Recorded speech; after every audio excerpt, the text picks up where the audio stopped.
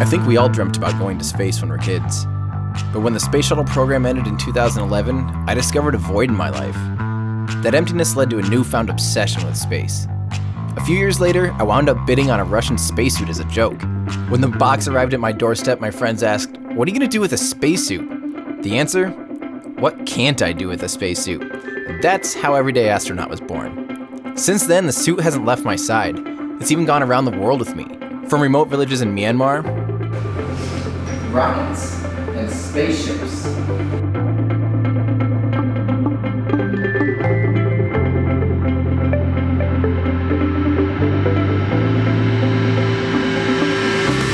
to beautiful fields in Norway. I'm fighting a cow to get a picture right now. Here I am on vacation in the beautiful Norway with my beautiful boyfriend. I even proposed to my wife in the suit at Machu Picchu in Peru. These days I work with leaders in the space industry to create fun and inspirational content. I've even been invited to different NASA facilities across the country, all for the sake of sharing my excitement with the world. Hey there, it's me, Tim Dodd, the Everyday Astronaut. Now, I'm not sure if you're aware, but NASA is doing some incredible things. This is church for us space nerds. This is where Gene Kranz was sitting when people first went on. This is with permission. I still don't know how. I love that I'm standing on something that says urine bags. This thing's gonna fly like a cat and eat. Whatever that means. That dog's gonna have a sore throat by the end of the day, I'll tell you that. Especially once he tries to explain to his friends that he just saw an astronaut flying majestically through the sky for an hour. This thing has officially become the bane of my existence.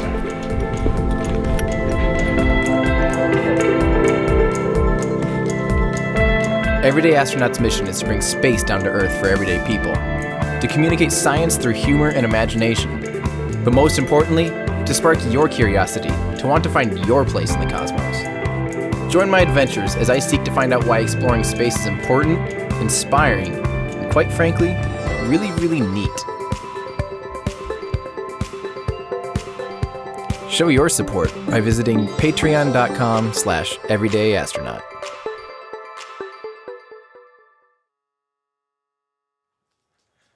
Hi everybody, it's me, Tim Dodd, the Everyday Astronaut, and welcome to my live coverage of SpaceX's Formosat-5 launch. Now, this is a Falcon 9 launching out of Vandenberg Air Force Base in California. So SpaceX will be attempting to launch the first stage of their Falcon 9 on the autonomous spaceport drone ship, Just Read the Instructions. Now, Just Read the Instructions lives out there in California, as opposed to, Of Course I Still Loves You, which is out there in Florida for those launches. So yeah, this will be a cool launch. It'll be really easy. Hello, everybody. Welcome to my new live stream. Hopefully it sounds good and looks good for you guys. I overhauled basically everything on my end. So please let me know if there's feedback, if anything's bad with audio, or if everything, hopefully the video is a lot smoother. And we're just going to be waiting for SpaceX to start their live stream. And we'll be commenting on that as well. But it looks like everything's good to go, guys. Weather's like 90% go. They have started fuel loading and everything. So, yeah, this is going to be a great launch. This is also kind of a unique launch. I don't know if you guys know this, but this is actually, this is the lightest satellite or lightest payload that a Falcon 9 has ever launched. It's only 475 kilograms, which is hilariously light. The Falcon 9 is capable of well beyond 10 times that. Not only well beyond 10 times that payload, but even sending it a lot further away than this sun-synchronous low Earth orbit. This is a polar orbit. So yeah, so this is going to be an easy launch for them. This means there's plenty of margins to be able to land the first stage on the drone ship. Let's see, what else do we have to... Oh yeah, here's some news. So first off, hi everybody. Thank you for tuning in. A lot of questions. I'm not wearing the spacesuit. You're right. The world maybe is ending, maybe not. I don't wear it unless I'm like making videos or making content. It's just too hot. I don't want to be hot and sad and sticky and stinky. My thoughts on the new spacesuit. It's fantastic.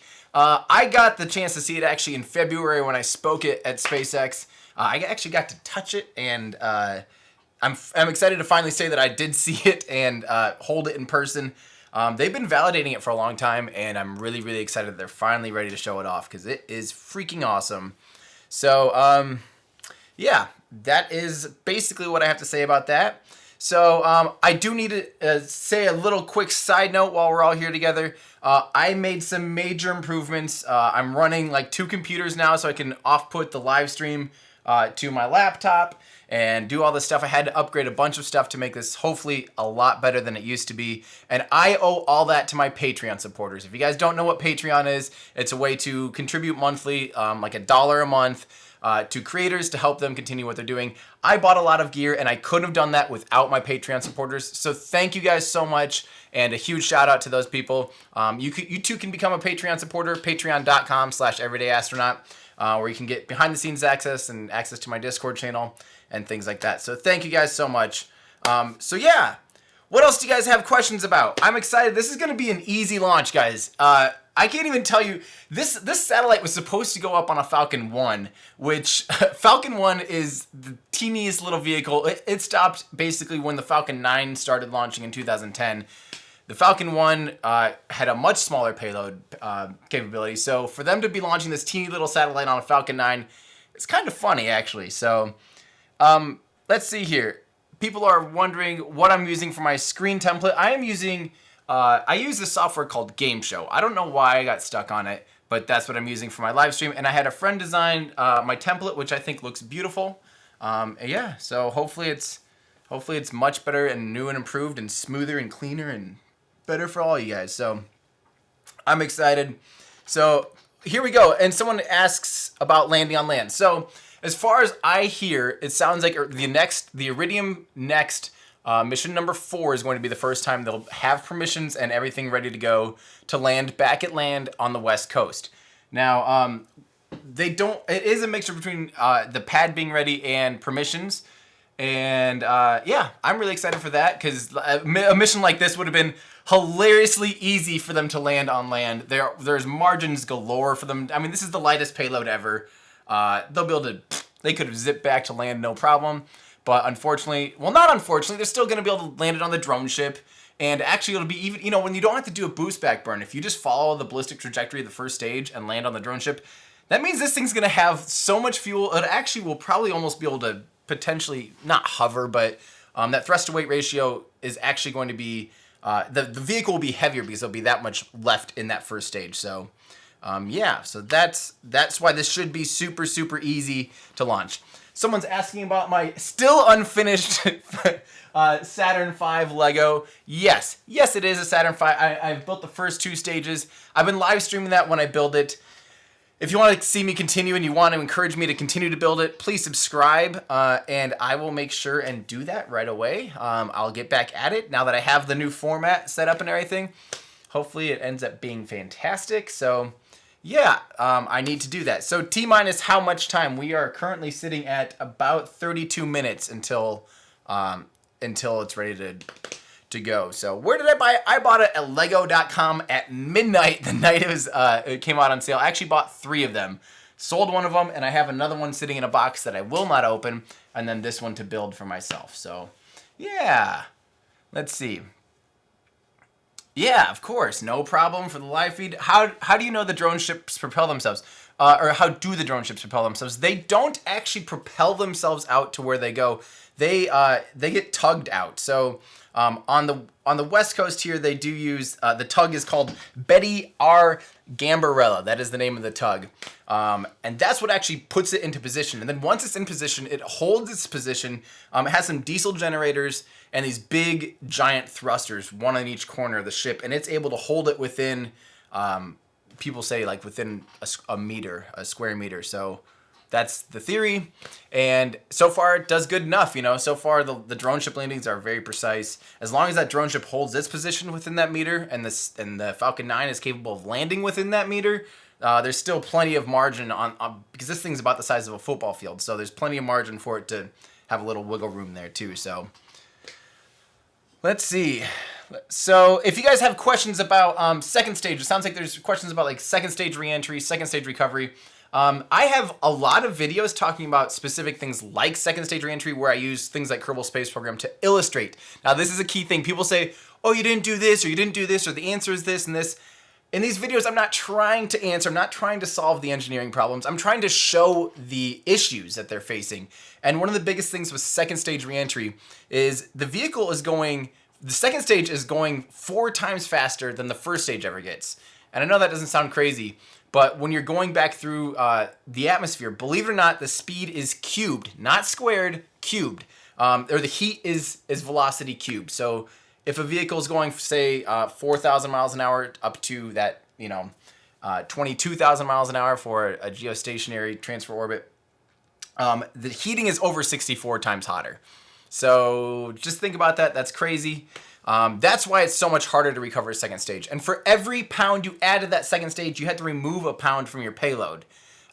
So people don't, it's not the same on the first stage. For every pound you added, you only have to remove about 4 pounds, or you can add 4 pounds to the first stage before you have to remove 1 pound from your payload. So there's not nearly as much payload penalty on that first stage. So it is easier for a lot of reasons to recover the first stage. And remember how hard it was to recover a first stage until December 21st, 2015. It was considered impossible to be able to recover the first stage of a vehicle. So now talking about recovering the second stage, it's not impossible. It's a different set of complications. It's obviously a smaller section. And we can look at things like the space shuttle and lifting bodies and things that are able to recover from, a second stage's velocity. And that's what it will be. It'll be a full redesign. It's not probably going to look anything like the second stages currently. Could they skip re-entry for the Could they do a skip re-entry for the second stage? So, I talk about all those in that video. But one of the things that people forget is you can't just keep skimming off speed, because all it is, the difference between orbital and suborbital before you actually are going too far, before your parabola ends up going way into the atmosphere, is only 400 meters per second. That's not very much. Therefore, you can only scrub off so much speed before you're doomed to re-enter anyway. So even with a lifting body, like a space shuttle or like the X-37B, all this stuff.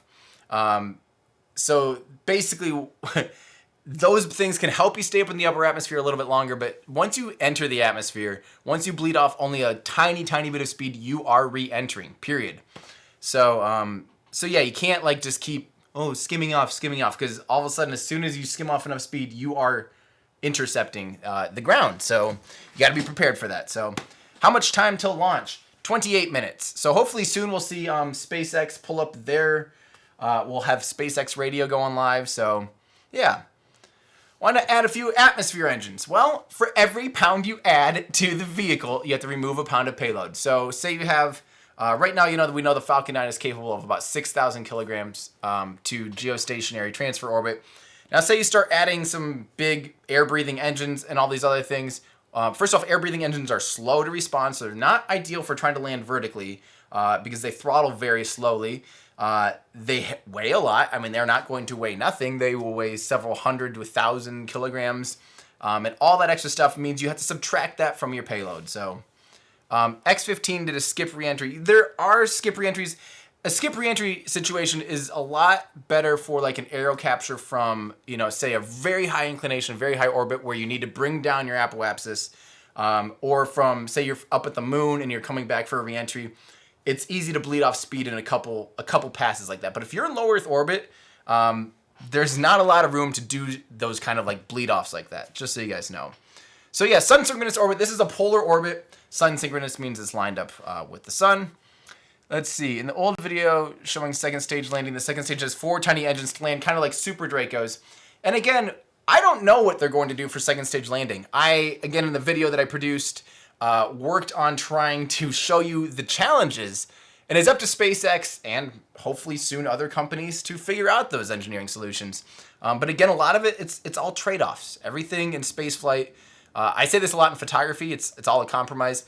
It's even more of a compromise in spaceflight. So yes, they could probably recover a second stage right now if they tacked on all this crazy stuff and basically turned it into a mini space shuttle, but there might not be any room for payload at the end of that. So the Falcon 9 might not even be a candidate for any kind of second stage reuse. The Falcon Heavy might have enough capability to be able to put a bunch of recovery hardware and all this stuff onto the second stage and still be able to launch a significant payload. So we will see. We will see, won't we, everybody? Let's see. They did scrap booster ideas on Red Dragon. They did scrap booster ideas. Let me clear up Red Dragon real quick for everybody. So, Red Dragon, guys, don't be super sad about this. I know it's hard to not be, we get so excited about things like the Red Dragon mission. I got really excited personally about the idea of landing propulsively using Dragon, but this is a good thing that they're not continuing to pursue this. They realized this is not going to work very well on Mars. To land on Mars, the atmosphere is even thinner. You need a lot more surface area in order to slow down your vehicle enough to make it really make sense. Otherwise, they'd have to be propulsively landing a lot longer using a Dragon style. If you're using a capsule and you only have that much surface area on the heat shield, and you're trying to slow down enough to be able to land, you're going to be burning a crap ton of fuel to be able to do that. I'm going to do a video about that soon here, showing kind of why it's not necessarily a good idea to do that.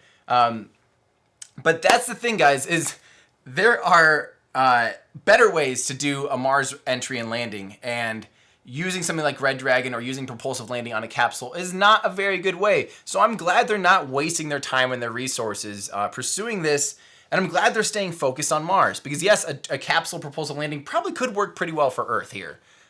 Except for the whole putting holes in the heat shield thing for the landing gear that pop out of the heat shield.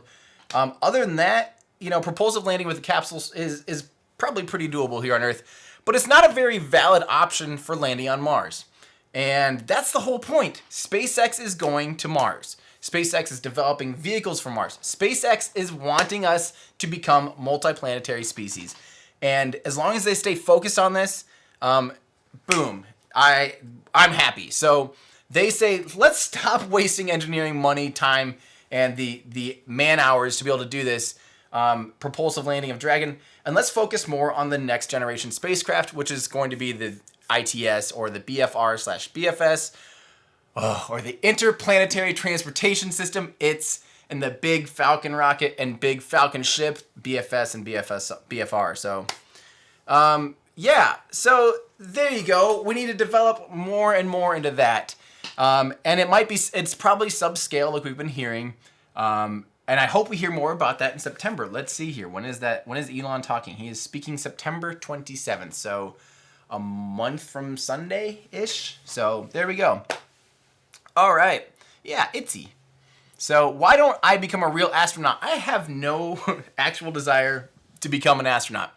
I'll be a space tourist someday. I'll wait until it's like you walk onto this like cruise like ship and you go out in space, you hang out on the moon for a week and you play games and that's it. I don't want to be an astronaut. I'm not an explorer. I have a lot of exploring to do here on Earth still. I really like to travel Earth. I'll wait until I get all that done and until spaceflight's super routine, super normal, and affordable, and then I'll be the ultimate space tourist. But until then, I don't really want to be an actual astronaut. So, is that a Lego space shuttle by my Saturn V? Nope, that's just a cheap model of a space shuttle. So what if SpaceX used Falcon 1 boosters for Falcon 9? Would it be a great idea? Honestly, it's not really necessary. The Falcon 9 is very capable. Adding boosters adds complexity, as we know with the Falcon Heavy. I think the next idea is Falcon Heavy. Is basically, instead of strapping Falcon 1 boosters, why not just 2 more Falcon 9 cores and make a Falcon Heavy? And that's very complicated. It might not even line up too much with what they need to do in the future because they'll probably have a more advanced vehicle next. So, Jatap JP has asked if this channel has become my full-time job. Okay, let me clear something up here for everybody. I have been a professional photographer since 2008. I quit my previous full-time job to pursue that. And honestly, guys, anytime you're pursuing something new in life and a career, there's going to be that awkward year of transition. And that is 100% this year. So I quit. I stopped taking jobs as a professional wedding photographer. That had been a lot of fun. I was able to travel around the world, shot weddings in Ethiopia and Europe and all over the United States. I loved doing that, but it just wasn't really my passion. I didn't really have a creative outlet. And ever since I started the Everyday Astronaut stuff, I knew I found a new passion. And I always say this about photography is that it started as a hobby turned obsession turned profession, and that's exactly what's happening with spaceflight stuff. It's gone from a hobby to an obsession, and now I'm trying to make it a profession through public speaking, through creative endeavors, and through YouTube, and still my Instagram channel, which I've been my Instagram content has slowed down a little bit as I focus more on YouTube content. YouTube content takes like 60 hours per video, and look at that, SpaceX is now live. Let me know if you guys can hear the music in the background. I'm gonna make sure my phone is going. I might need to refresh this. I have to do like 10 things in order to make this audio not feedback for you guys. It's working. So, yeah, so now we should see SpaceX, the host, come on in about 10 minutes or so. Yeah. Who's my favorite futuristic YouTuber? Futurist. That's a great question. I don't know if I have to say my favorite YouTuber is still Scott Manley. I don't know if you guys watch Scott Manley's stuff. He is a Kerbal Space Program absolute connoisseur and nerd, and I forever love him for that. He is very good, very informative, and very entertaining. So, Toby, what's up? How are you? I appreciate the tests. The space shuttle and the Saturn V launch towers are less than 1,000 votes away from getting reviewed. I did not realize that. We should do that in Reddit, or I mean on the Lego site. Scott Manley, woo! When will we land on Titan? No idea. What do I think of the SpaceX suit? I said this a few minutes ago. I love it. I had the opportunity to see it and touch it in February. I loved it then, and I'm really glad to see that it's basically exactly what they were teasing us with about a year or two ago. So, yeah. Vsauce and Tim Dodd come together. People say that I look like Vsauce. I probably have to agree. I think we do look similar. Maybe we're brothers. Maybe we're not at all. I know factually we're not at all. Well, I don't know factually. I wasn't around during the years of making people. At least me and him. Michael, is that his name? I don't remember. Simone, I love Simone as well. Simone Gerritz is one of my all-time favorites. She does awesome stuff. So if you guys don't know who that is, she is the queen of crappy robots. Sorry, I keep it like extra PG here because my nephews are watching and stuff. So yeah, the queen of crappy robots, Simone Gerritz, and I love her. So she is from Sweden. I don't know if you guys realize that. And she has zero accent, which is amazing. Do I think the first launch of Falcon Heavy is going to fail? I don't think so. They obviously have a pretty, they have to be fairly skeptical about new technology like this. I think it will be delayed quite a few times. I think there might even be a chance after it static fires, it might be like a week or 2 or 3 after static fire before it's actually given the chance to launch. Because think about all the data they'll have to review. They've never lit up 9 or 27 Merlin engines at the same time. There's going to be a lot of stresses. There's a lot of sensors that, they're going to make sure conform to the computer algorithms and everything and all the simulations. So I think they're going to be very cautious because they can't afford to blow up Pad 39A. Yeah, so we'll see. I mean, I'm really, really, really excited for it. I think they're going to be abundantly cautious, which might mean that it's also very much it's slow to come out, I guess. So don't get really, really excited. I'm still hoping for this year. I think for sure we'll see a static fire by the end of November. And then I'm guessing sometime in December. That's my guess. So, Amy Shearer Title, yes, as well. I love her stuff too. She is a great person. She has helped me out on a few different circumstances. So, yeah, big fan of her too. Yes, currently Falcon Heavy is still slated for November. So, let's see. Sorry, trying to keep up with you guys. What was it? Falcon Heavy still on for November. So yes, like we said, the big thing we're waiting on right now with Falcon Heavy is actually for the pad turnaround. So they still have to finish repairing Slick 40, which looks like it's getting close. Once Slick 40 is turned around and ready to go, they will continue to resume Falcon 9 launches out of Slick 40. And if you guys don't know what any of this stuff, if this sounds like a foreign language to you, check out my videos, guys. I have one called Beginner's Guide to SpaceX's webcast, or Beginner's Guide to SpaceX. Part 1, I still have to make part 2 and 3. But part 1 talks about the different launch pads and the different landing pads and the different landing zones and all the different vehicles. So if what I'm saying to you sounds utterly foreign, check that out after the launch. That will give you hopefully a really good idea of all the things going on. So But yeah, so they are currently working on repairing SLC-40, and notice I say SLC, slick, and as I explained in that video that I just referenced, slick 40s and SLC's space launch complexes mean they're out of Cape Canaveral Air Force Station, as opposed to just LC-39A, like what's launching most of the time out of Florida right now, their current launch pad. That's actually at Kennedy Space Center. So if you hear SLC, it means it's Air Force Base, and LC, Launch Complex, those are in Kennedy Space Center. Have I met Elon in person? I have asked him questions at different press conferences. I even was one of the people who didn't embarrass, one of the few people that didn't embarrass myself last year at IAC when he had the big, Mars architecture plan. The press conference that was 100% from hell. I asked the question about how they plan to refuel in orbit and what that exactly looks like with crew on board or whatever. And he gave me a pretty decent answer.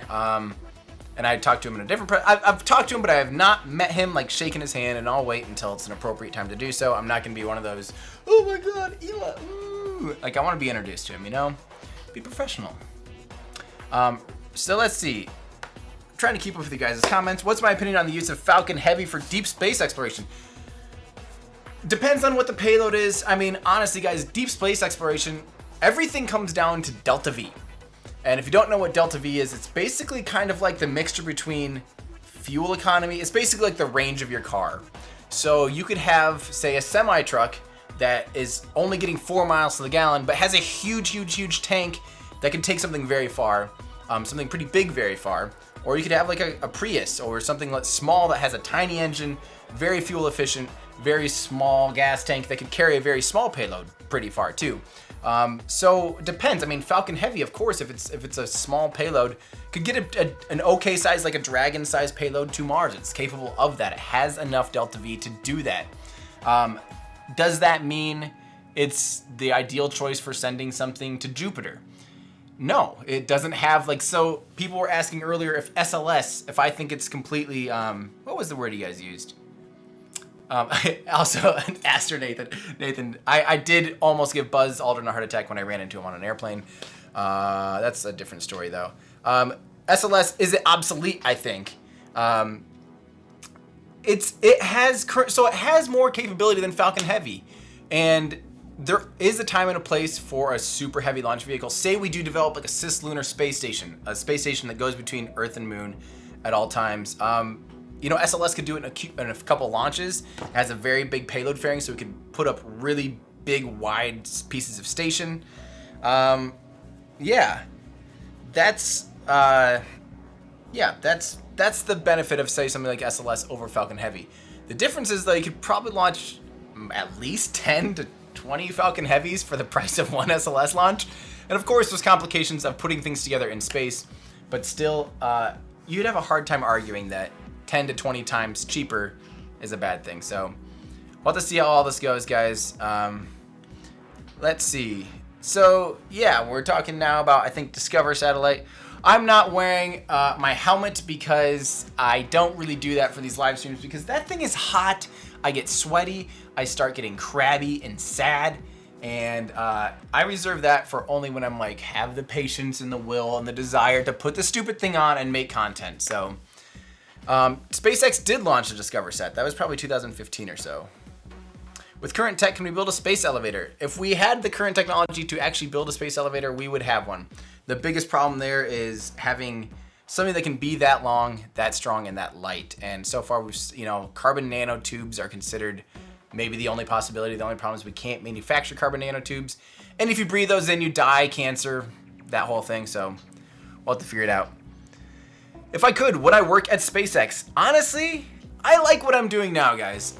Hey, here we go. All right, I'm gonna pop this over to big screen for you guys. And I have to say, back to that SpaceX question, I like what I'm doing now. I like being able to do whatever I want and produce my own content. So yes and no. I would work with SpaceX, of course. I love SpaceX, but yeah. What did I get for winning the Tesla contest? A retweet from Elon, a tweet from Tesla, and my video shown at that live event that was like a month ago.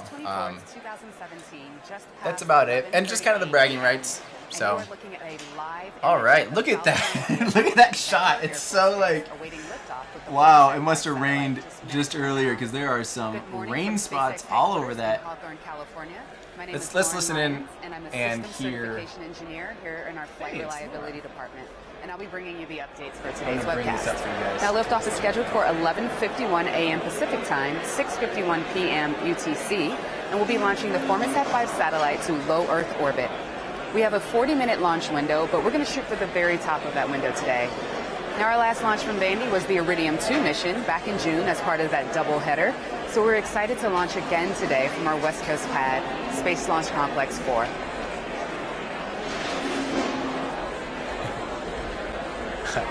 Thank you for pointing out that I'm terrible at spelling input landing location. Like an idiot. All right. So it looks like everything's good to go. They are aiming at the top of their launch window, which is very good news because they honestly don't have much room there to refuel. Say they missed their opportunity right at the beginning of that launch countdown and say something would go wrong. I don't think 40 minutes is even enough to reset with their new fueling procedures. But we'll see. Man, she's talking again. Stage 1 and Stage 2. Now, Stage 2 is the bottom 2/3 of the vehicle. Why is there Windows Vista logo on the rocket? Falcon needs in order to get through the lower atmosphere up to the edge of space at approximately 100 kilometers. Oh, what do I do Once it now? reaches that point, it'll I separate do from Stage 2 and content fly creation back full time. I consider myself a full-time social media influencer. So doing things like YouTube, doing public speaking. Yeah, that's what I do full time. I am a genuine fake astronaut full time right now. And I do that through obviously YouTube content, through my Patreon supporters who help continue to literally put food in my stomach. And yeah, that's what we're doing for now. So hopefully it just keeps going. and all the aerodynamic forces that it sees on ascent. The big white truss structure that's behind the rocket, that is our transporter erector. It comes with two major sub-assemblies. So The first is the launch mount. she's talking right now about the transport erector.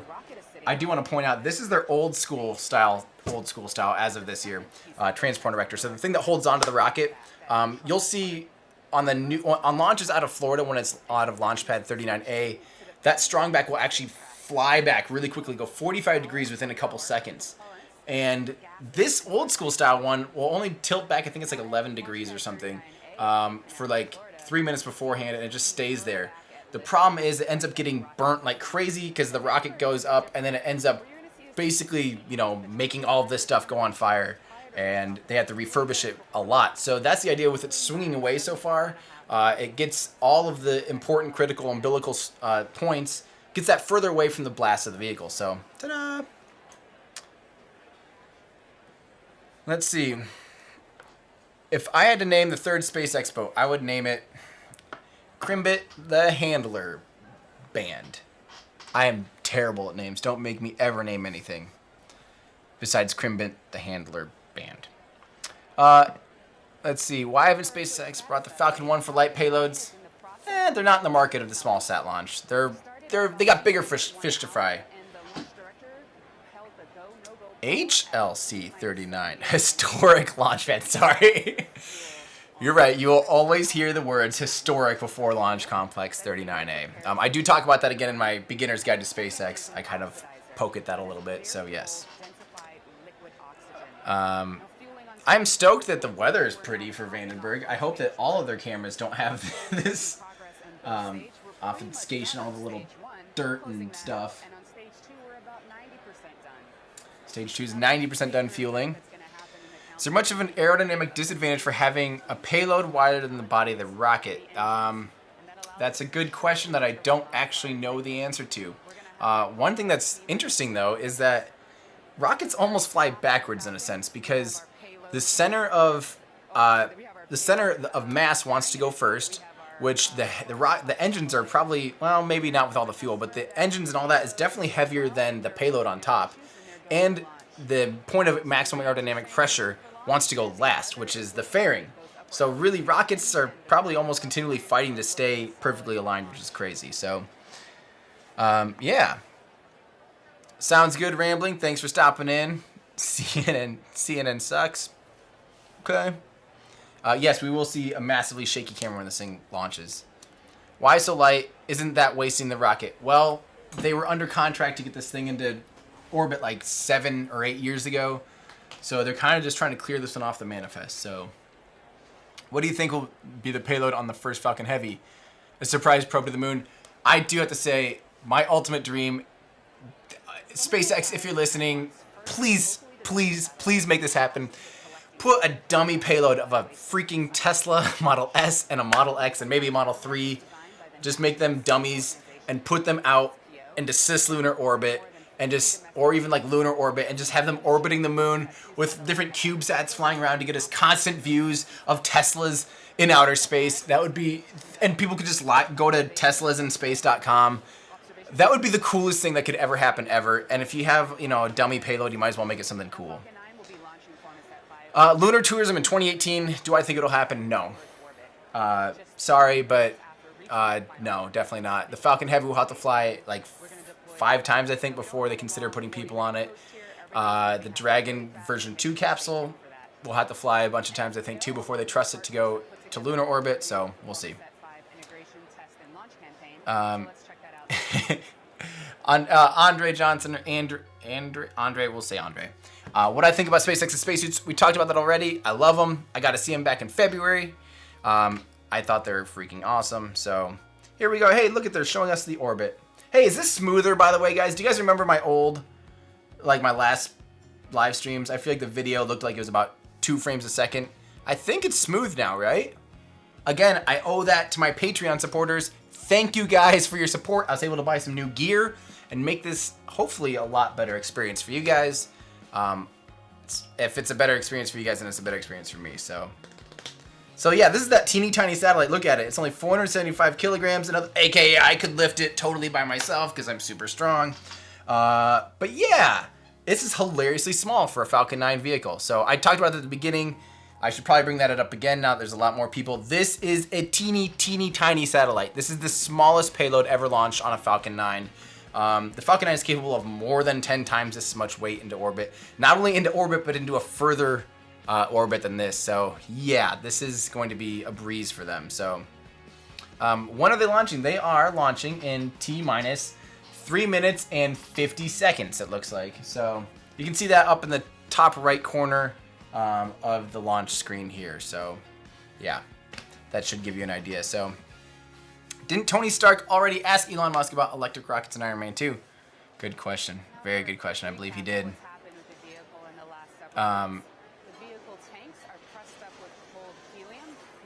Electric plane, not a rocket. Electric jet aircraft. Please end me asking about second stage recovery. You know, if there is a chance to recover something like the second stage of whatever equipment they have to tack on to make a second stage recoverable, having a payload this tiny just might be potentially, you know, this might be all the bigger satellite they could recover using something like a Falcon 9, or be able to use. This might be all the bigger payload that the Falcon 9 could launch if they're still able to recover the second stage. Maybe. Who knows? I'm totally guessing. We'll have to wait and see what the recovery hardware would look like for a second stage. So, again, this might be something that's more suited, you know, maybe Falcon Heavy with second stage recovery someday, if they even pursue that. I don't think they'll pursue that, guys. I don't think the Falcon 9 variants or Falcon Heavy, the Falcon era rocket, I don't think that's ever going to have a second stage reuse. I think they're going to be practicing like deorbiting better with second stage and things like that. But I don't think they're ever going to actually successfully really attempt second stage recovery with a vehicle like this. I think that'll just be the next generation vehicle, like the ITZY. Awesome, Smokey. You got your own Everyday Astronaut trucker hat. That's great. So just so you know, you too can get your own stuff at everydayastronaut.com/shop. I have shirts. I have prints from when I go down to launches. I've gone to a couple launches and shot SpaceX launches. I have pad cameras set up. If you want to help support me doing that, go to everydayastronaut.com/shop. You can get hats, shirts, prints, all that fun stuff. So check it out if you want. Yep, so you can see the strong back has retracted to 11 or 15 degrees or whatever it is. I feel like it's 10.5, but that looks like more than 10.5 to me. So soon they're going to close out and you'll stop seeing all that smoke. Again, that smoke is totally normal. failure rate. We don't want to talk about failure rates. This is a highly refined vehicle now. Look at that. That's a view for us. Hopefully that clears up. Okay, in this last minute here, there we go. They had to switch cameras because that must have been the end of venting. I'm going to turn this back up a little bit. I'm going to watch with you guys. FTS, please announce AFTS is ready for launch. AFTS is ready for launch. So here we go. We are at T-minus 1 minute. Verify Falcon 9's in startup. Falcon 9's in startup. Falcon 9's in startup. Let me know if you guys can hear their stream okay too. I don't want to totally talk over it, so I'm going to be a little bit quieter here. Stage 1, LD stage 2, verify press go for flight. launch. LD, go for launch. Go for the launch director, LD, go for launch. So they verified everything's smooth, running condition, ready to go.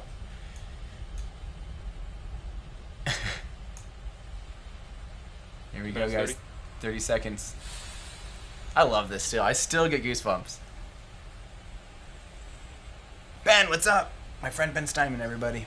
20, Okay, I will increase the volume here. Falcon 9's configured for flight. 15,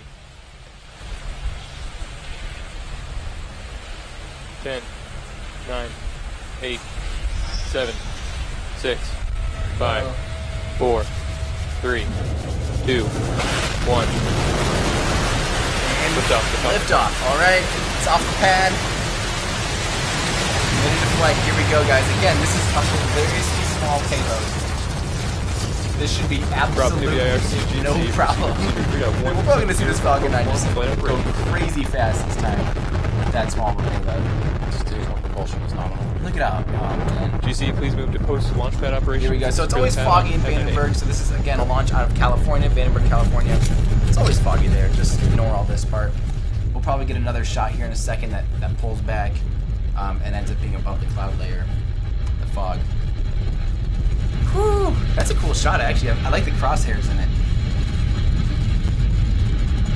All right, we are 45 seconds in. The vehicle's coming up already at 1,000 kilometers an hour. Falcon 9 That's has crazy. lifted off from the Space Launch Complex for pad with the Formosat-5 spacecraft attached. And again, so 1,000 kilometers an hour is about 600 miles an hour for 18 those of seconds, us that are we're gonna hit stupid max like Q, me. which is maximum aerodynamic pressure. That is the point at which the aerodynamic pressures Alright. on the vehicle are It's the a little out of highest. focus. Come on. Again, the people out here at Port Vandenberg, they don't get nearly as much practice as those on the East Coast. These cameras, by the way, guys, these are like, basically imagine a chair like this that has giant cannons. Not Canon cameras, but like literally looks like a Canon. They're huge telescopes. They just sit there in a chair like this, and they aim these giant things, and it's probably super, super, super hard. Now in about a minute, we're going to have three yeah, that's not major the events most in coming up focus in I've ever rapid seen. succession. This Main look. engine cutoff, that is where all Right, there you go. 9 engines They're on trying. the first stage are going to shut down. Up next will be stage separation. That's the point at which stage 1 will separate notice from that stage the 2. plume, the Stage 1 exhaust will gets fly wider, down wider, to the wider. drone ship. Stage 2 will continue on to space. And from there, immediately after, we're going to see second engine start. That is going to be the ignition of the Merlin vacuum engine, which is the upper stage engine on stage 2. Okay. So again, now notice how wide that plume is getting. And that's because the vacuum space, there's not air to And push that engine chill has begun. that exhaust really back good. in, so it ends up expanding out. And that's why it's advantageous to start a new engine. This new engine, the MVAC, has a much longer extended nozzle, which focuses the exhaust gas more precisely out. It has, it's more efficient in the vacuum space, which is where the vehicle currently is. It's already, there we go, clean set. It's right at the common line right now, so 100 kilometers is technically the edge of space where the atmosphere is It's great news. We've had successful main non-existent-ish. engine cutoff, successful stage separation. All right. MVAC has ignited the Merlin vacuum So, engine. by the way, yeah, has this ignited. is not a reused first stage. This is a That brand new first stage. flow of And here we go. the Fairing step is the next kind of second scary stage thing. They do engine. have to The grid fins to your left. pop out this have fairings. just deployed. That's Looks stage like 1 that's on a your good- left, stage 2 on your right. So I'm going to turn them down a little bit just so it's not super confusing. But yeah, so on the left now we are seeing, we're looking down from kind of the interstage portion of the first stage, and on the right we're looking kind of back down at the engine, at the exhaust bell of the second stage. And they switch between two cameras. They could look very similar on that second stage. But it looks like everything is good, guys. We're following the second stage, which we haven't been doing for a while with their telemetry. Maybe they'll switch back to first stage telemetry here in a minute. The first stage entry burn is going to begin. That is where strong independent second stage ain't need no booster. Engines are going to reignite. What are the strings hanging off? Good question. There's always, I mean, so there's some cork lining the outer rim of the vacuum engine. That helps keep it stationary while it's in the inner stage. That burns off right away, so I don't know if that's what you meant by strings. There's also some electric connections and connections between the first and second stage that break off. You're hearing that stage 2 these are not titanium grid fins. These are still aluminum. When they're doing low Earth orbit missions like this, they don't need the titanium grid fins. Those titanium grid fins are really for those very high energy where they were literally melting the grid fins like geostationary, transfer orbit, and geo missions. Those are the missions where they don't even have any boost back burn at all. They can't slow the vehicle down, and it's going like up to 5,000 miles an hour, and it ends up hitting the atmosphere so hot that it melts those grid fins. That's when they're going to be using the titanium, because the titanium ones are super expensive. The aluminum ones work fine for this kind of stuff. They don't melt off. So main engine, the Merlin vacuum engine is going to shut off. Let's see. So that's all going to be happening at the They're same using time, a and you'll hopefully be able to see 2-burn ASDS landing without boost back. Yeah. After the entry burn, there's going to be about a 50-second. They might as well let it coast. You know, I mean, there's no point in wasting fuel. The stage 1 landing burn is going to begin. The reason they're landing on the drone ship is because, despite it being a crazy light payload, they don't have the landing pad. The landing pad is probably physically ready, but permissions-wise, they don't have permissions to land at their LZ-1 for the West Coast. So they need to land on the drone ship. So this will be the 15th successful recovery of a Falcon 9 first stage. Apple Next Way, that's probably a pretty accurate thing. This probably didn't go crazy sideways. It probably was mostly vertical. And yeah, they probably did a similar profile that they normally do for an RTLS, a return to launch site landing, minus the boost back burns. They probably just let it go up and just kind of fall straight back down. It's only 200 some miles outside of, I think I wrote that in here somewhere. Yeah, it's only like 213 miles or 343 kilometers downrange. That's not very far. Normally, drone ship landings are 400 to 600 miles downrange, so 2 to 3 times further away. Yeah, so therefore, therefore, they probably don't need to do any kind of boost back burn. They'll just let it fall.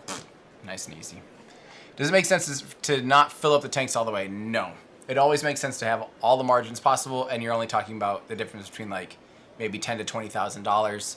And in the grand scheme of things, whether or not it's mission success or mission critical, it's always best to top off your vehicle all the way. And in case there was like an engine out or some kind of underperformance, they want to make sure they're ready to go. So now we can see that the first stage is actually falling back down to Earth.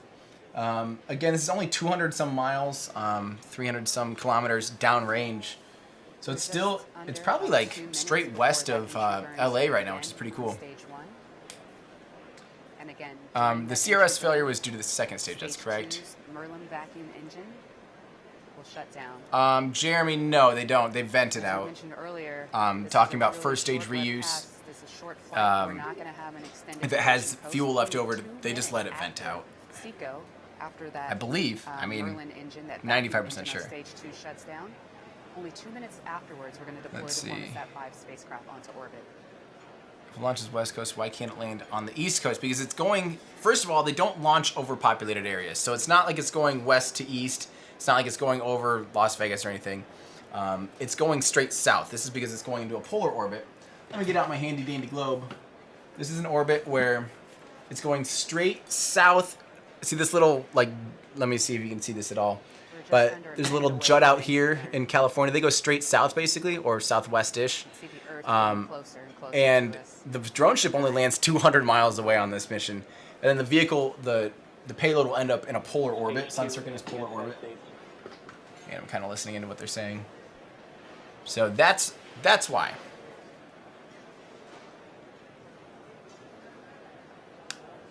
Let's see, are they eating food in mission control while you can hear silver clicking? So yeah, mission control is literally right outside of the cafeteria. And and the hosts actually sit literally right outside of the cafeteria, or right on top of the cafeteria. So yeah, you might actually hear silverware clinking around. That's funny. I never actually thought of that, but you're absolutely right. Coming up on that entry burn any minute, any second now, and the Merlin vacuum engine over to your right on stage So 2. hypothetically, the second stage was to fail after separation. What would happen to it and the payload? I would have thought it would have fast enough to burn up, so it would land at the sea. So, right. So say right after stage 7. Entry burn has started. So this thing's about to land any second, guys. I'm not even like paying attention. 39 seconds. Man. 39-second re-entry burn. So say there was a failure in the second stage and it didn't ignite. It would not burn up. It would indeed crash. It's not going fast enough to burn up. It'd probably not look pretty at all, but it would crash into the ocean. So how do they time mission timeline, which shows when it will land and stuff? Physics. And we have Second engine cutoff is good. 2. So they know how long it will take for it to follow its parabola and how long it will take for it to land. Entry burn shutdown for stage 1. That we have a good orbit for stage 2. Stage 2 is in a good orbit, everybody. Primary mission and getting So now we're watching the first stage. It's using those grid fins and those little nitrogen thrusters to help point it directly at the drone ship. the Formosat-5 spacecraft onto lower. And I like how we're following stage 1 telemetry. You can see it slowing down now. And it's going down, so if there wasn't any air it was hitting, it would be speeding up because it's falling at 9.8 meters per second squared. But it's currently slowing down as it hits the atmosphere, and we're about to see it slow down a lot when they relight that engine for the landing bird. Stage 1 is transonic. The second stage will be deorbiting itself and crashing into the ocean. They don't land the second stage. Right. That landing Stage burn 1 has landing burn started. started. Landing burn. This would be an easy one for it, guys. I don't expect any issues. I don't expect any issues with this. It should make this look easy. Look at the grid fins going to work. There we go. You can see the drone ship coming up. You can see the drone ship in the view. Landing like that point. Little downlink went away. This is normal. Like we lost the camera feed. Oh, There we wait. go. There we And go. landed. No big deal, guys. Falcon 9 No big deal. landed on just They make this look so easy now. This is the 15th successful 15th landing. Falcon 9. They make it look so easy. Everybody, let's cheer for SpaceX. Now there's still Good job. Like always, guys. You're making this easy. up. Any They're going to deploy the payload already. This is the quickest mission ever. There it goes. Payload deployed successfully. And they're done. They did their job, guys. of the Formosat-5 spacecraft onto Dang. Earth orbit. They It's a beautiful shot there. nice and easy, guys. With That was that, hilarious. That brings Falcon That's the 9's end of job it. to a close today, and also signals the end of our webinar. Now to summarize events today, we That's had amazing. a successful first stage ascent and a successful first stage landing on Just Read the Instructions. Stage 2 did a great I'm job listening to what they're today. saying right now, sorry. Dropped off Formosat-5 into a successful orbit on low Earth orbit. So great deployment. We'd like to thank our Formosat customer, the Air Force's Yep. So basically, everything went perfectly. This is nice and easy. So David Plant is asking about the second stage deorbit burn. So if they wouldn't deorbit the second stage, it would stay up in orbit, just like the payload would. And that creates space debris. So they end up just pointing it around, turning it around retrograde, and slowing it down and purposefully crashing it somewhere into the ocean. So, hey guys, look at that. They are done with their mission. Jeez, they made that look easy. I want to take a real quick moment to thank you guys so much for tuning in. I'm going to stick around here for a little bit, but I do just want to say thank you guys for tuning in. Thank you for saying hi. Thank you for asking questions. Thank you for telling your friends. Thanks again. Huge thanks to my Patreon supporters. If you want to help support, patreon.com/everydayastronaut.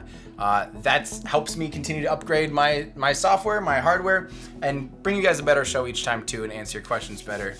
Yeah, so thank you again to that. You can also visit everydayastronaut.com/shop where you can visit, where you can see hats and you can get shirts and mugs and stuff for your house or your kids or your dad or your plants. Probably not plants.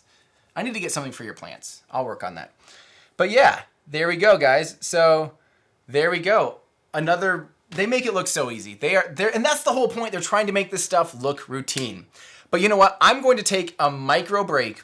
For some of you, if you're YouTube Red members, for this micro break, I'm just going to be going like this. For the rest of you, you're going to get an ad really quick. So please stick around for a minute. I'll be right back.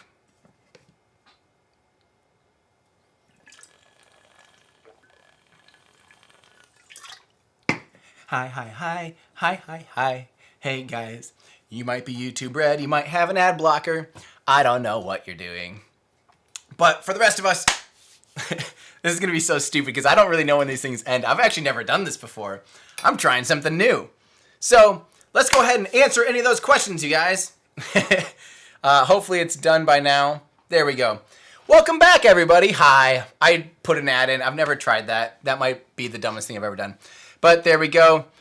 So, Adblock Squad. We had a whole bunch of people that apparently didn't see any of that. So, let me know what you guys, if you have any questions about this stuff, this is a good time now. I am just hanging out. I have the next little bit of time available before I work on my new YouTube video. I want your opinion on this right now, everybody.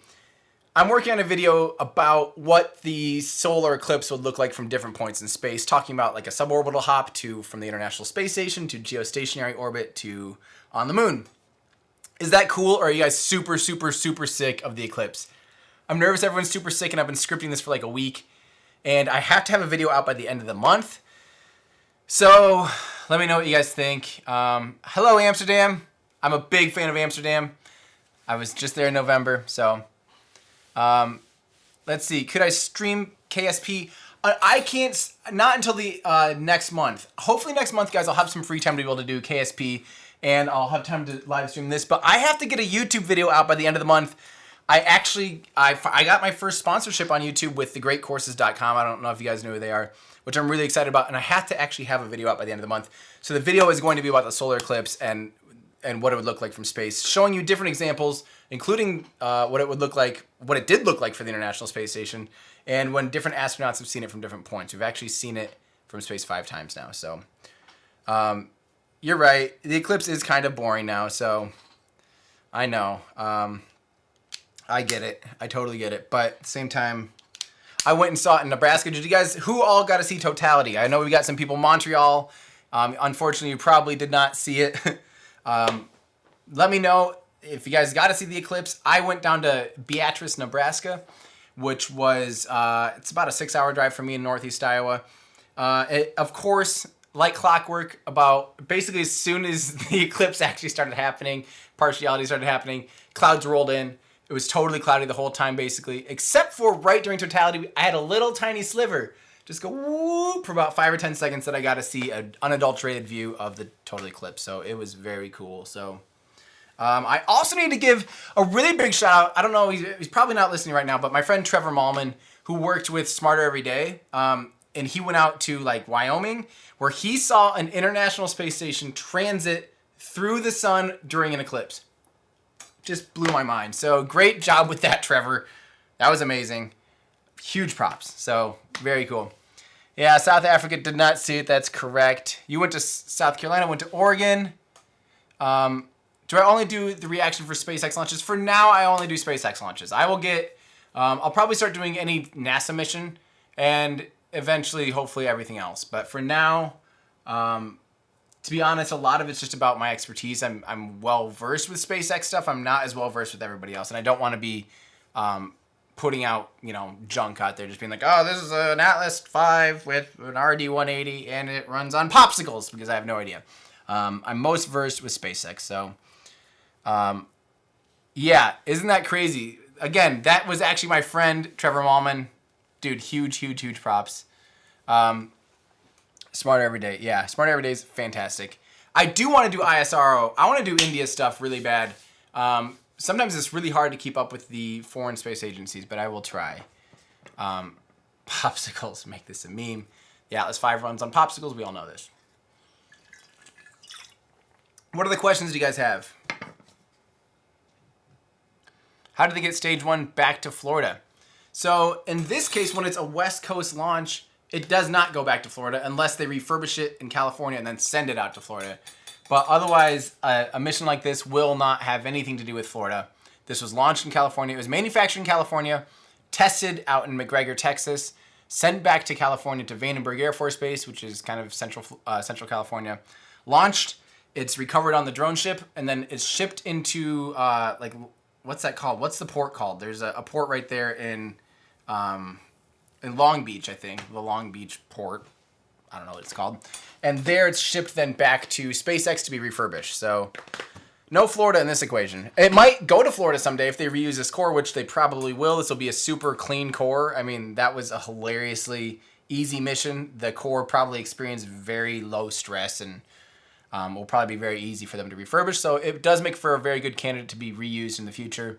6 months to a year from now, who knows? It might be back in Florida. So there you go. I don't know if the Falcon can handle something G-forces stuff. Let me read what that said.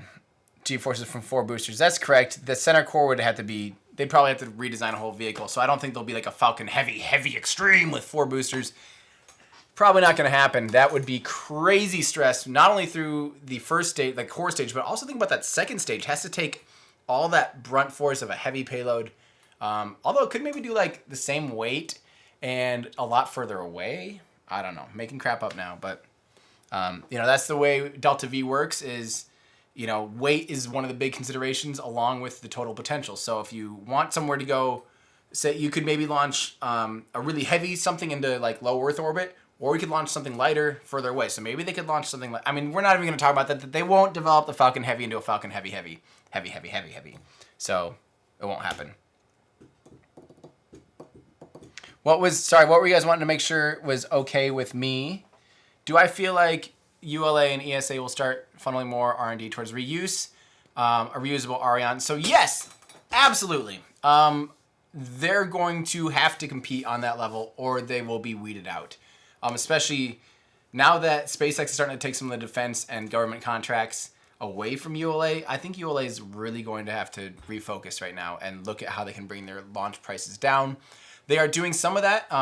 So ULA, with their next launch vehicle, the Vulcan, they're working on just cost reductions by streamlining manufacturing and eventually by reusing the second stage. The only problem is this is something that's like 5 to 7 years away for the full second stage reuse with their ACES system. That's just not soon enough, guys. By then, SpaceX will probably have a fully reusable first and second stage with something like an ITZY. So please answer, is a super chat a donation or a monthly subscription?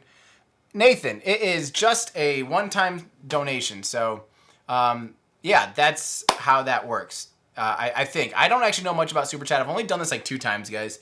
So, yeah, if you want to do a super chat, I think it just makes it so I can really easily see your comment, and then it's a donation. So it's a one-time thing. So don't worry. How do I feel about Red Dragon being canceled? I'm going to do a video about that, guys, really soon. That's going to be probably my next one I work on after this Eclipse one. And please, take a second. If you haven't subscribed, please subscribe. I need you guys to watch that Eclipse video because the way those sponsorships work, I didn't know any of this, but you have to bid the number of views beforehand. So I told them hopefully I can get 25,000 views on it. Some of my videos have like 100,000. Some of them have like 6,000. So I'm really hoping 25,000 is conservative, but I need you guys to watch it. And get that view count up for me. Otherwise, I owe them another video for free. And if you're making a living making videos, you can't keep doing them for free all the time. These things take forever. They really do. Something like an X-37B with an integral second stage would be cool for small payloads. Exactly, John. We kind of talk about that in my video that I talk about can SpaceX reuse the second stage. It would take a full redesign of the second stage. It would look massively different. It would look like a lifting body. It might look like, it might end up looking like an X-37B, or it might end up looking like a Dream Chaser vehicle or something, but have an integrated engine. It would take something that drastic before they can consider reusing a second stage. So, well, that's great. I appreciate the fact that you watch my videos. Thank you very much. Did the Kraken blow up the Falcon 9? No, the Falcon 9 performed flawlessly, 100% flawless mission. They put the satellite into sun-synchronous polar orbit, like right away in like 11 minutes. The first stage landed about 8 minutes, no problem. So, thank you, Say. I appreciate that. Yeah, Sean, let's hear your huge question. I am here to answer. I'll be hanging out for probably the next 5 minutes or so. Are there people on the drone ship? Nope. There are not people on the drone ship. It is autonomous. It would be very dangerous to have people on that ship. So, what happened to term DIRD? That's a good question. That's a very good question. I don't know. I thought about starting to make just dumb videos on my I had this old YouTube channel called Term DIRD. Really stupid videos. I think Draftsternaut's up there if you guys aren't familiar with that. And some other dumb videos. That was like 7-8 years ago when I started doing that stuff. I really like that, and I'm thinking about just doing quick, like, phone-edited videos on there in the future, so maybe I'll do that. I don't know. All right, let's see here. Did Sean get his question in? Hey, thank you so much, Apple Next Way. That means a lot. I don't know what RUB100 means. That's awesome. That's fantastic. Thank you so much for the donation. That really means a lot. So, I will, let's see, support boats. There are people in the support boats near it. URL for the Eclipse video. John, it's not out yet. I'm working on it right now. It has to be out by the 31st, so pay attention. So again, subscribe so you know when that video drops, and then hopefully you can watch it and share it with your friends and let me know if it sucks or not. So that's so cool.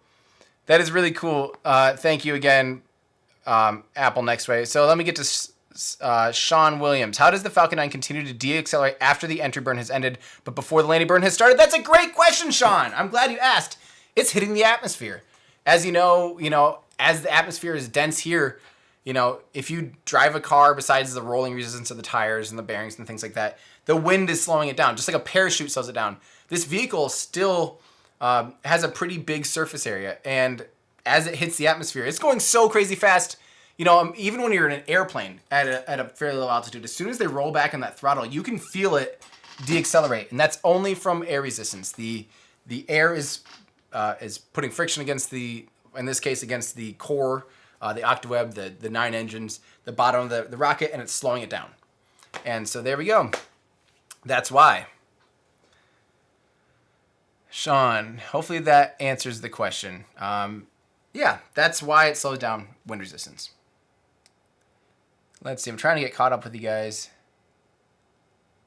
The one that exploded before. Sorry, Ben, I missed your first question. Trying to keep up with you guys here. These are good questions, though. Well, that's great, Apple. I really appreciate that. Net roller 3D propulsion. Oh, Alexandri. Thank you so much. Am I going to cover the Falcon Heavy launch? I will be covering the Falcon Heavy launch in person. 99.9% sure, as long as there's not like something crazy that happens in my life that prevents me from going down there then. But I will be there in person. I will cover it in person. And hopefully, with any luck, guys, there's a small chance I'll hopefully be able to get like super behind the scenes with it. So stay tuned. So let's see. Can you pay without PayPal? I am not sure. To be honest, I've never used the super chat. But again, thank you so much, Alexander. That means a lot. Your donation really means a lot. Thank you so much. What are the colors and the gauges for during the launch? Speed and altitudes? I don't know. I mean, the colors, I don't think they're like representative of anything. Just pretty. So I will be live streaming it. And I found a better way to do live stream. I don't know if I just shot CRS-12 a week and a half ago down at Kennedy Space Center. I live streamed with my phone despite it being an awful connection. I was on like 3G. And I found out an app. At the time, maybe I was wrong because I was in a bit of a panic. I swear it told me that I have to hold it vertically, like Facebook does. If you do Facebook Live on a phone, it says you have to hold it vertically. If you hold it horizontally, it'll end up just being crooked on everybody's screens. And I didn't want that to happen with YouTube, so I shot it vertically. I later realized I think if you're typing it and everything horizontally, the way you start the video, it will stay like that. So that may have been my fault. I apologize, everybody. Well, thank you, the cough. Anyway, that means a lot. Thank you very much, G Karapeev. I'll just call you G. Thank you. That means a lot. The support means a lot. Does the second stage have a probe core? Yes. I mean, the first stage and the second stage both have their own flight computers and navigation and stuff like that because they both have to continue to navigate independently of each other. And actually, I always wondered, like, I don't think old first stages would have had their own flight computers back in the day. I don't know. I'm sure they had their own telemetry hardware, you know, like gyros and things like that, I would assume. But I always wondered that, actually. So I don't know. Let's see. There we go. Any info on ITS? I'll answer that real quick, Jan. Guys, we're going to see a big update, I think, in September. What we know of ITS today, like what we saw last September, October, whenever that was, it's going to be very, very, very different this time around, guys. I think they had a lot of time to mature it. That was the proof. That was the concept that we saw. Hey, Smokey Okie, thank you. Thank you so much. You can buy your way to the top. You absolutely can. Thank you for saying hi. So what we saw last year at IAC, that was just a concept. That was not, that wasn't engineered like all the way done. It's not final at all. So what we're hopefully going to see this year will be a refinement of that. At what they learned, after they've landed so many Falcons, what they've learned working with composites, like that composite tank that they inflated. Maybe they'll have to come back with something a little bit more conservative. The biggest thing is, I think they're going to have to be, I think what they're going to have to do is they're going to have to be more conservative with the size at first, so that when they make a change, it's not them making a change on a $14 million grid fin or whatever, a $15 million landing leg. It's a smaller scale, more obtainable, easy fix. Because think about how rapidly they iterate changes on the Falcon 9 to make it what it is today. They're going to have to do that with ITS, or with the Interplanetary Transportation System. And so if they're doing rapid changes, I think they want a very mature vehicle, but if they make it as big as it initially was planned to be. So, so TI, I have talked about my thoughts on the spacesuit. It is on point, very great. I've said this before, I did get to see it back in, when was that? Back in February, I spoke at SpaceX, and I got to see and touch the spacesuit back then, and I'm very excited to see it finally out because it is awesome. I heard the DoD are testing their composite tanks for other purposes. Very might be. Sorry, what was that? Let's build a replica of SpaceX suit. That would be awesome, happy hacking. I would love that. Actually, there's this guy online that I'm friends with. His name's Ryan Nagata. He makes these incredible spacesuits. I literally could probably reach out to him and be like, dude, make me one of those SpaceX suits, and he would do it. I should get one in orange and still have it branded Everyday Astronaut, but look like SpaceX's suit. That would be sick. Just so it is kind of a nod to them and a poke to the future. That could be Everyday Astronaut 2.0. We'll see. What's their next launch? It'll be, let's see here. I can tell you right now. It will be September 7th. They're launching that X-37B, which is basically a baby space shuttle that the Air Force uses. So very cool. That's the first time they're launching this, and that thing stays up in space for a long time sometimes. Last time it was more than a year. So thank you so much, Paul. I appreciate you stopping and saying hi. Did I see NASA spacesuit design from the kids? I didn't see a NASA spacesuit design for the kids. I saw they used to have that X3 spacesuit, I think it was called, or Z3, Z2. I don't know. Hey, maybe it's in this book that I happen to have right here called Spacesuits. Let's find out. I don't think it is. Yeah, this is actually fascinating. You would not believe how much engineering goes into spacesuits. I don't think it's in there. Otherwise, I could have told you. Let's see. Air Force has a contract with SpaceX to develop a Raptor-powered upper stage, so that might be developing composite tanks for that. That would be so cool. They pressurized it 3 times, 2-time atmosphere differential, twice that of 1 atmosphere in a vacuum. Yeah, so they were able to pressurize it. And again, these spacesuits, guys, they are not EVA suits. They do not have built-in life support. They are not meant to go outside of the spacecraft. They are basically what keeps you safe in case of a loss of pressure in ascent and re-entry. So once you're kind of in space, they take the suits off and they go into the International Space Station, all that stuff. But those spacesuits are basically just there as a, what-if scenario. So some kids with cancer designed and painted a spacesuit for one of their astronauts. Oh, I think you're talking about, there's this astronaut on Instagram. She goes as the artistic astronaut, I believe, or something like that. I can't remember her name, but she took different swatches. Hey, thank you so much, Sean. That's awesome. It's just witchcraft. SpaceX doesn't operate with witchcraft. They tend to use physics and things like that. So, yeah. You're welcome for the answer, and thank you so much for the donation. That really means a lot. But yeah, so that spacesuit that actually did go up to the International Space Station, and it was like an art spacesuit with a bunch of different art from kids, which was really, really cool. So, SpaceX doesn't have any use for EVA suits. That's correct. That's kind of for NASA to do. So, yeah. Boeing launching an X-37B on a SpaceX rocket. So those of you that don't quite get that reference, that Dindelsman said, they said, so Boeing makes the X-37B. And Boeing also is a partner in ULA. So United Launch Alliance is Lockheed Martin and Boeing. And traditionally, ULA has launched the X-37B on their Atlas V rocket. But this time, I think this is the 4th launch of this thing. I don't remember. Or 5th launch of the X-37B. It's going up on a SpaceX rocket, which is pretty interesting. But it all comes down to dollars and cents, you know. So, Kate Rubins wore it. Yes, she did. There we go. Will SpaceX use the new suit for a trip around the moon? Yes. That would be the suit that the astronauts wear during launch and reentry. But they probably, once they're up in space, I'm sure they'll take it off and wear something like you'd see on the International Space Station. So, when the U-2 has cabin pressurization issues, some crew have been injured. Hopefully SpaceX suits will be a lot better. I hope so too. They've worked very hard on it. I got to hear a lot of like the design issues. It's crazy what goes into making a spacesuit.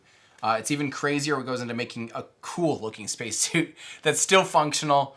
The engineering behind it is insane. That might be, I know it doesn't look like it, although it is the face and the body literally of all the astronauts that will fly on SpaceX's stuff.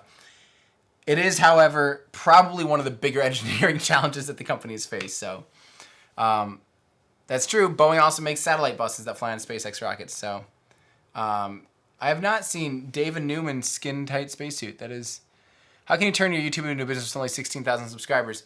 Great question. It's not a booming business yet, but persistence, hopefully it gets up there. And you know, the big thing isn't necessarily about the number of subscribers. It's also a lot about the view count. So a couple of the videos have over and around 100,000 views. Those do start to produce income. But again, sponsored content and other opportunities and Patreon supporters make it into an actual thing. So yeah, so again, I owe a huge thanks to my Patreon supporters. Patreon.com/everydayastronaut. You people make this possible. So, yeah.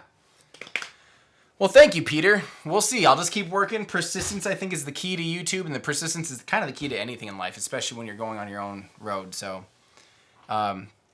thank you, Sean. I really appreciate that. Go and whitelist your channel and ad block. Actually, oh, thank you, the cough. That means a lot, actually. That's cool. That does help. That does help a lot. Can SpaceX still lose the contract to Boeing? I mean, they're not set for every X-37B is not set. It's typically bid on by the U.S. government. So thank you so much, the cough. That's cool. Did I see the ugly spacesuits Mars and Moon shown by The Verge a few days ago, Lauren Grush?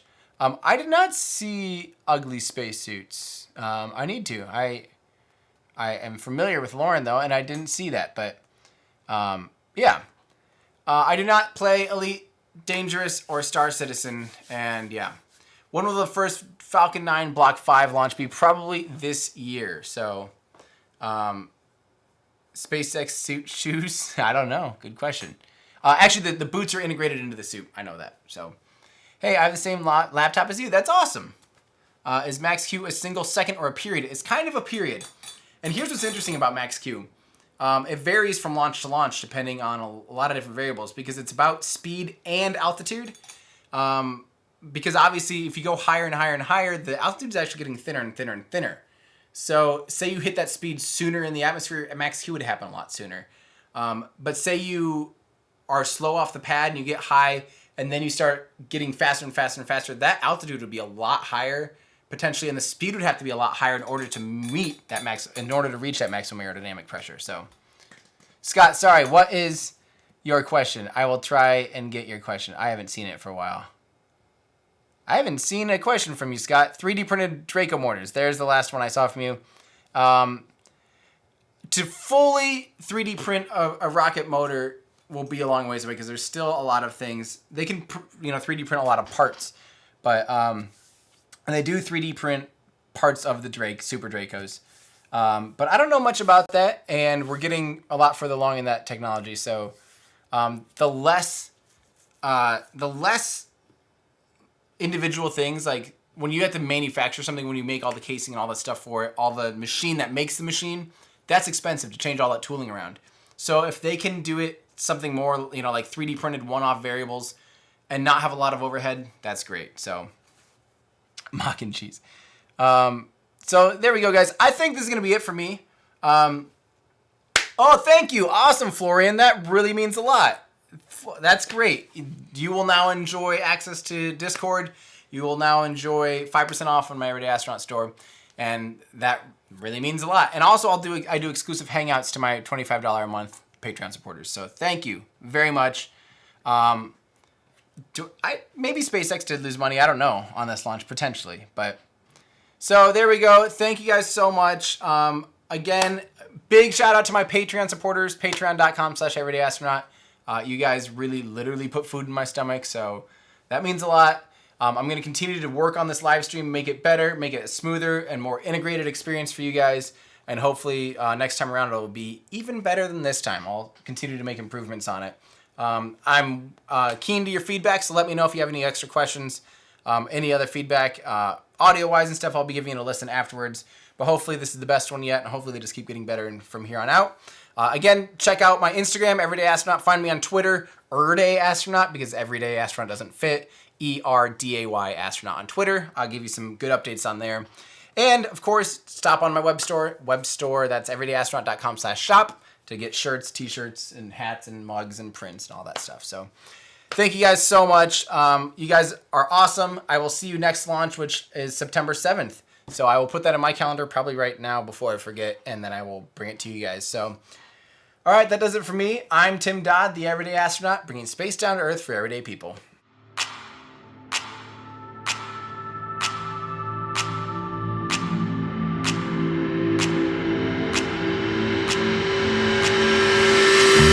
I think we all dreamt about going to space when we were kids.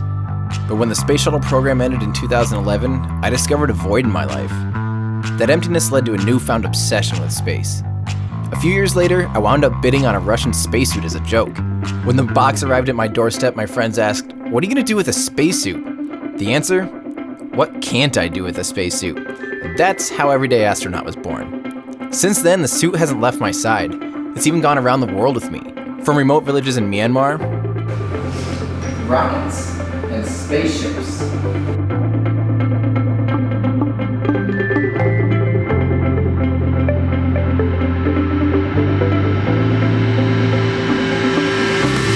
to beautiful fields in Norway. I'm fighting a cow to get a picture right now. Here I am on vacation in the beautiful Norway with my beautiful boyfriend. I even proposed to my wife in the suit at Machu Picchu in Peru. These days I work with leaders in the space industry to create fun and inspirational content. I've even been invited to different NASA facilities across the country, all for the sake of sharing my excitement with the world. Hey there, it's me, Tim Dodd, the Everyday Astronaut. Now, I'm not sure if you're aware, but NASA is doing some incredible things. This is church for us space nerds. This is where Gene Kranz was sitting when people first met up. This is with permission. I still don't know how. I love that I'm standing on something that says urine bags. This thing's gonna fly like cat pee. Whatever that means. That dog's gonna have a sore throat by the end of the day, I'll tell you that. Especially once he tries to explain to his friends that he just saw an astronaut flying majestically through the sky for an hour. This thing has officially become the bane of my existence.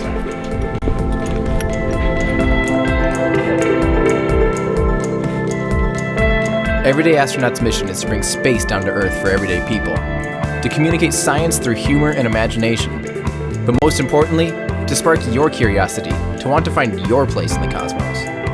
Join my adventures as I seek to find out why exploring space is important, inspiring, and quite frankly, really, really neat. Show your support by visiting patreon.com/everydayastronaut.